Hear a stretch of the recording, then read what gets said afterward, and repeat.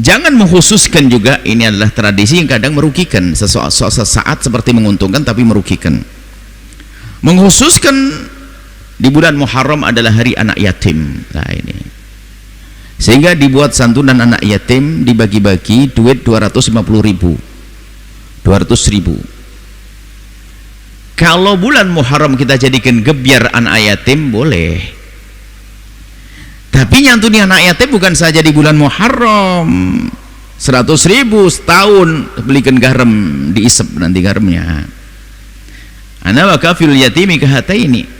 Aku dengan penanggung kehidupan anak yatim seperti ini di surga. Kata baginda Nabi, dekat sekali. Ngerawat bukan santunan setahun sekali. Bolehlah itu sebagai gebyar. Cuman kalau mengkhususkan itu sebagai hari anak yatim harinya setiap hari harus kita perhatikan. Bukan di hari Muharram saja, setiap hari. Mereka butuh makan setiap hari, butuh sekolah setiap hari. Bukan hanya di hari Muharram saja, apalagi 10, 11 Muharram dan seterusnya. Kemudian anak yatim ini jejer, kepanasan, lupa tidak dikasih minum. Apalagi dengar berita bahasanya man ahabba ayyulayyan qalbuhu falyutri minhu yatiman falyamsah ra'sah. Kalau ingin dilembutkan hatinya, dekatkan anak yatim, usap kepalanya, tapi tidak dilanjutkan, diusap dok kepalanya, pusing kepalanya, kasih duit, kasih santunan. Memang mengusap maknanya kasih sayang dalam hadis tersebut. Tapi harus diperhatikan, memberi makan seperti yang makan, memberi pakan, itu kan lanjutan hadisnya, bukan diusap dok. Diberi pakaian seperti yang kita pakai, diberi makan kita makan, maka akan lembut hatinya. Ini masalah anak yatim. Tolong pedulilah kepada anak yatim, bukan hanya di bulan Muharram, akan tapi di luar Muharram mereka juga butuh makan, butuh minum, butuh sekolah dan seterusnya. Dan ingat, jangan zalim kepada anak yatim. Yang zalim kepada anak yatim, ingat Allah bisa meyatimkan anaknya esok hari. Hati-hati. Jangan zalim kepada anak yatim, Allah bisa meyatimkan anaknya di esok hari. Berkasih sayanglah kepada anak yatim. Mungkin ada sebagian yang kesal dengan anak yatim, katanya nakal anak yatim. Enggak, anak yatim tidak harus nakal. Kalau kita kembalikan, kita lacak, kita rinci, kenapa anak yatim nakal? Oh, anak yatim nakal setelah abahnya meninggal, ibunya kan bingung cari uang. Kemudian sehingga anak itu kurang terawat, ibunya cari uang. Loh kok kenapa ibu cari uang? Karena kita tidak memperhatikan anak yatim. Yang salah tetap kita. Sebab kalau masih ada bapaknya, kan bapaknya kerja, barangkali ibunya masih menjaganya. Tapi sekarang ibunya bekerja, siapa yang jaga dia? Ibunya kerja cari duit, kita tidak memperhatikan anak yatim. Gimana gak nakal? Jangan salin anak yatim.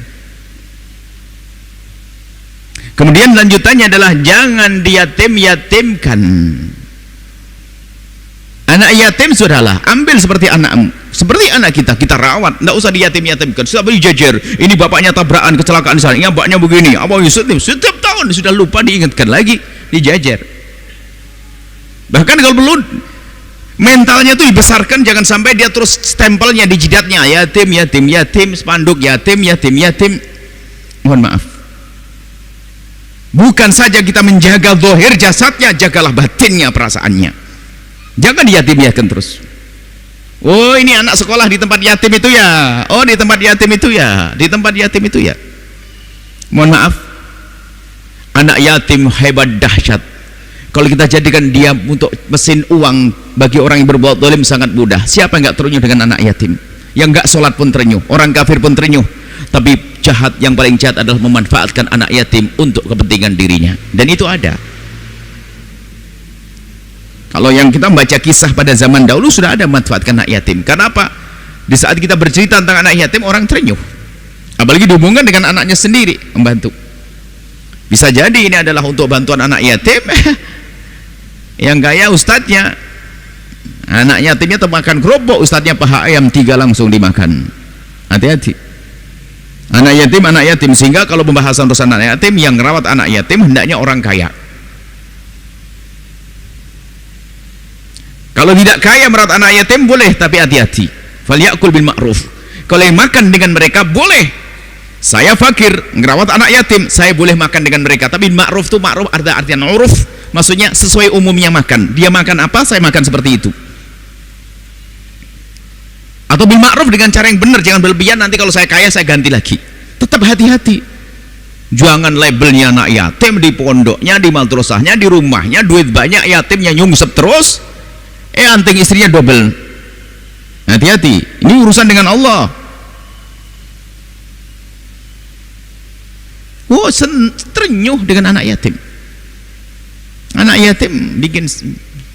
Makanya kalau bisa anak yatim betul-betul kita rawat seperti yang sebenarnya ana wa kafilul yatimi, mengkafalah, menjamin kehidupannya, sekolahnya, pendidikannya.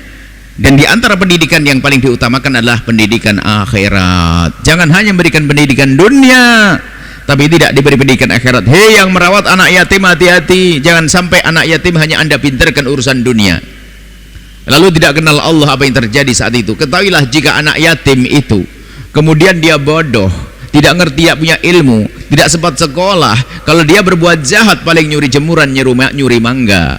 Tapi kalau sudah Anda sekolahkan tinggi-tinggi, tidak Anda kenalkan Allah dan Rasulnya, kalau berbuat jahat apa kira-kira yang dilakukan? Dan itu semua akan ditumpangkan kepada Anda, hai hamba Allah. Jangan hanya mengambil-ngambil saja tapi tidak berpikir panjang, merawat, menyantuni tapi tidak tahu mau dibawa kemana dia, malah tambah dosa. Tapi ingat, kalau Anda serius menghantarkan mereka pada kemuliaan, memuliakan mereka di rumah Anda, maka sungguh Anda mulia bersama baginda Nabi Shallallahu Alaihi Wasallam. Kemudian juga tidak serta-merta Anda bawa ke rumah Anda, akan tapi menjamin kehidupan dia. Bisa saja Anda masukkan ke pesantren, sebuah tempat yang aman. Kalau bawa ke rumah Anda belum tentu aman kok rumah Anda. Anak yatimnya laki, anak Anda perempuan. Bisa saja Anda malah membuat racun di dalam rumah sendiri. Harus waspada ini, jangan asal comot saja. Jadi ada ilmunya ini semuanya. Yang dia tidak punya ilmu masalah sesat. Dan tidak perlu diadopsi lalu nasabnya dirubah menjadi kita. Enggak.